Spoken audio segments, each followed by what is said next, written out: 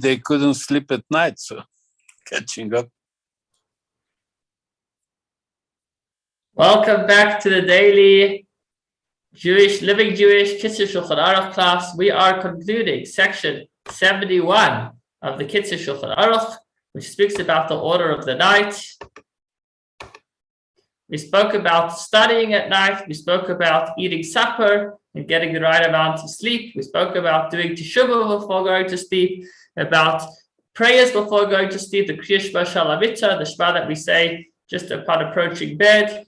And today we'll discuss the final halacha, a few points on actually getting into bed and getting into the right position. Let's take a look.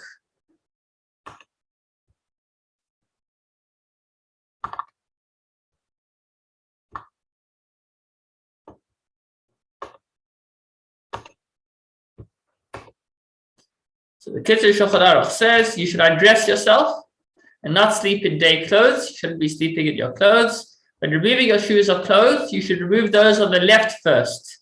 So the right represents the stronger side.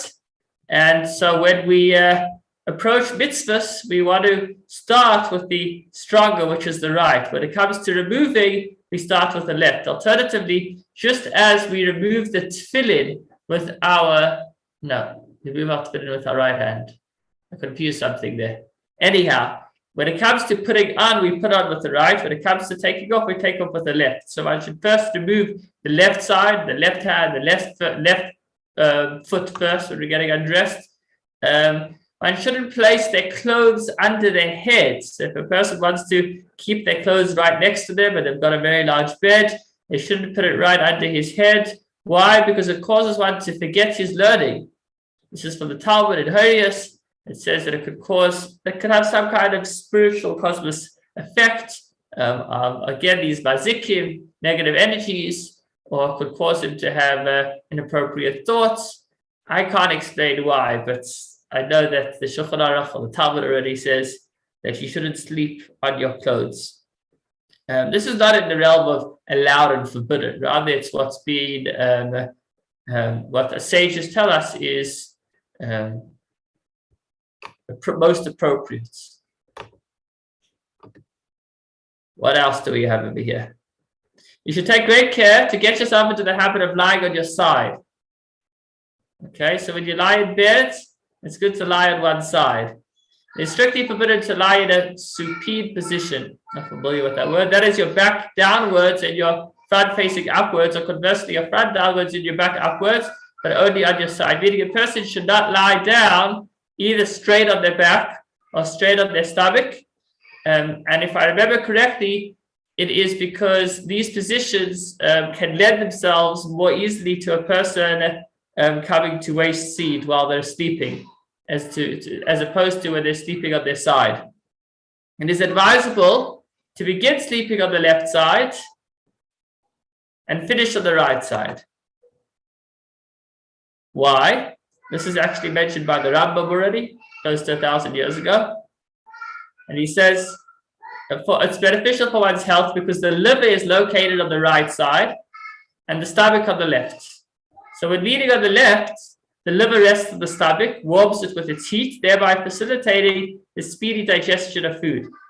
After the food has been digested, it is advisable to turn on the right side so that the stomach rests and causes the waste to pass. And so he's saying that a person should try to go to sleep on his left side and wake up on his right side. I mean, I used to up and joke that this seems to be one of those halachas that people need to be controlling even what they're doing when they're sleeping. Because if you need to go to sleep on one side and wake up on the other, how exactly are you going to manage to achieve that? But my understanding is that at the beginning of the night, when you're lying down, you lie down on your left-hand side. And then as you're approaching morning where you'll be waking up, you move over to your right-hand side and you wake up on your right side. So they're mentioned, there are medical reasons that are brought, and also I believe Kabbalistic reasons as well, to try to go to sleep on one's left and wake up on one's right.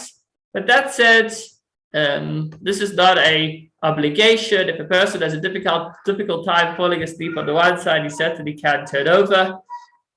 The next discussion in the full Shulchan Aruch is the laws of appropriate modesty between man and his wife.